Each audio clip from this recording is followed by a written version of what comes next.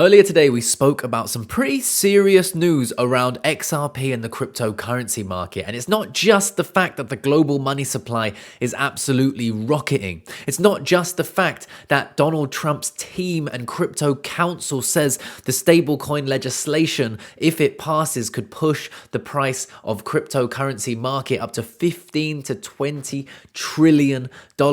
On top of that, we also had Tom Lee come out and say recently that he's buying $250 million of Ethereum. Now, yes, Ethereum is not XRP, but what is this? This is potentially the normal cycle of everybody pumping their money into Bitcoin, losing hope in the altcoins, liquidity drying up in the altcoins, and just when we think it's never gonna happen, the money starts to trickle into Ethereum. That's how the history has unfolded in the crypto market, but is this time different? Or will we see some sort of rhyming situation? This video is based solely on my opinion and what I'm personally doing in this market. I want to also let you know that some of the links below are affiliate links, meaning I may earn a commission, but this will be at no extra cost to you. This content is for educational and entertainment purposes only. I am not a financial advisor. I'm just a guy sitting in his room. So for more information on this, head down to the description and let's jump into it. If you do want to support the channel, guys, all I ask is you give me a little like, maybe leave a comment, and feel free to watch this video all the way to the end. Today, we're going to be taking a look at a recent interview with none other than Raoul Pal. Trump came in, the markets reacted, same fear about tariffs, same thing, the dollar went up, everything else, and the same thing happened this time around. I mean, people are people. And what happened is, the dollar ripped in the back end of 2016, it ripped in the back end of 2024. The dollar ripping is a tightening of financial conditions that play...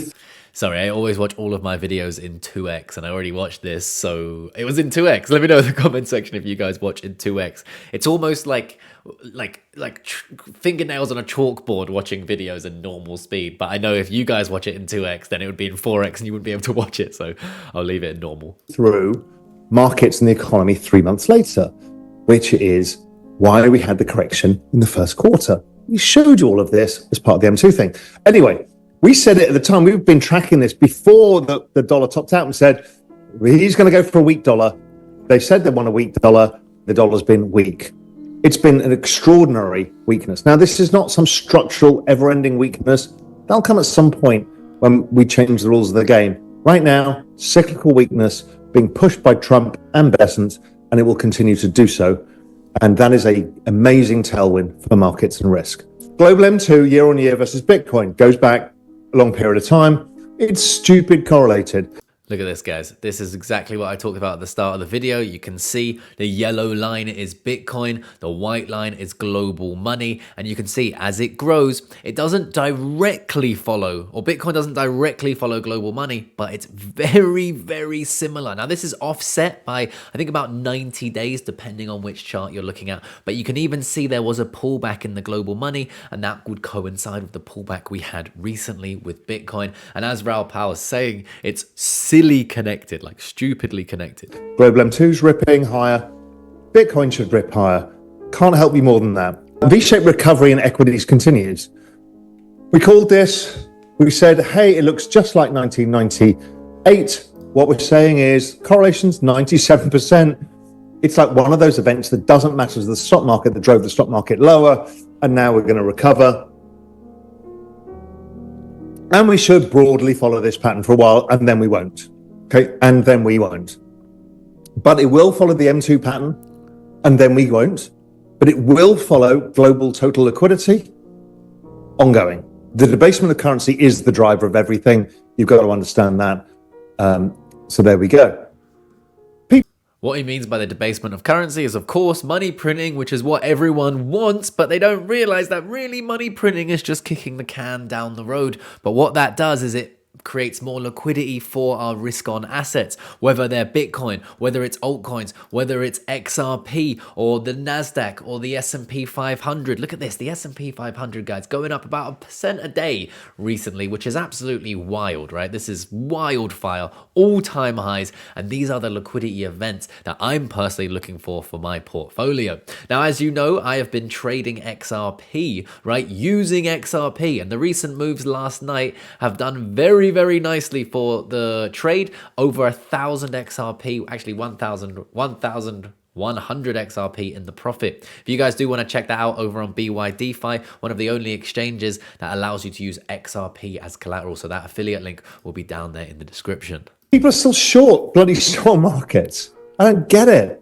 Everyone's so cynical. It's like this is the easiest trade in the world. This whole thing, this whole setup from the low has been literally one of the easiest trades in the world. It's been an easy trade. Basically, you could have owned Solana and a few tech stocks, which was basically my thesis.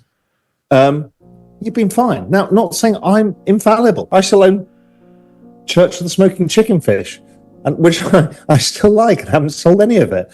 And maybe I'm wrong, maybe I'm right. I don't care. It's a small allocation because I wanted fun and stuff. Does anyone know what that is?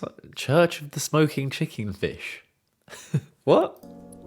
But overall, people are still cynical about what is going on because they're confusing their own political views, everything else, with what the driver is.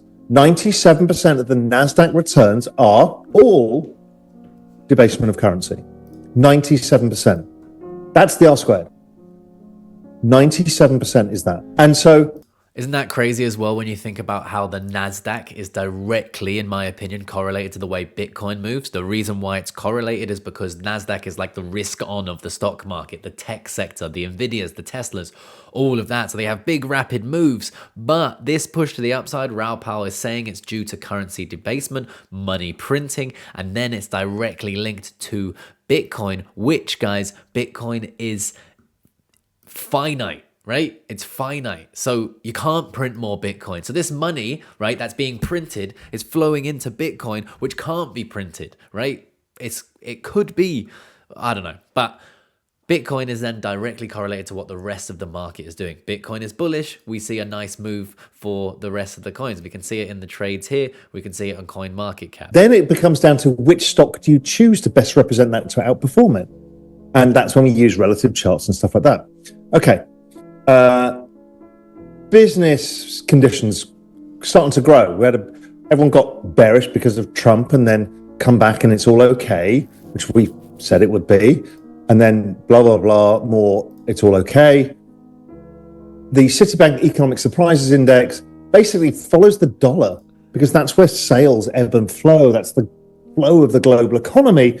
And the dollar weakened massively. And hey, what? Economies are going to do better, which is why Scott Bessent wants a weaker dollar. So does Donald Trump. So does everybody, because it works. It drives the global economy, because 87% of world trade is in dollars. So these guys, they want a weaker dollar. They want to put in stablecoin legislation. They want liquidity to flow. Liquidity flows into the stablecoins. It will potentially flow into Bitcoin and other altcoins like Ethereum, which is exactly what Tom Lee's expecting. And then if we get Ethereum to move, my thesis is that's the normal ebb and flow of the market. And Bitcoin rises. That money flows into Ethereum. That money, Ethereum rises. That money then trickles down into the other altcoins, potentially XRP, Solana, Sui, and all of those different opportunities out there. That is why I'm positioned in not just XRP, not just Bitcoin, but some of the bigger players in this space. And that's why I set myself up trades. So if my thesis is correct and we do head higher, I can benefit from them as we go up. But remember, I could be wrong and we could go down. But if you do want to use XRP as collateral yourself, guys, there is an affiliate link for BYDFI down there in the description. There is also bonuses that you guys can get using the affiliate links, but please do your own research. Terms and conditions will apply, and I'll catch you guys in the next video. Peace.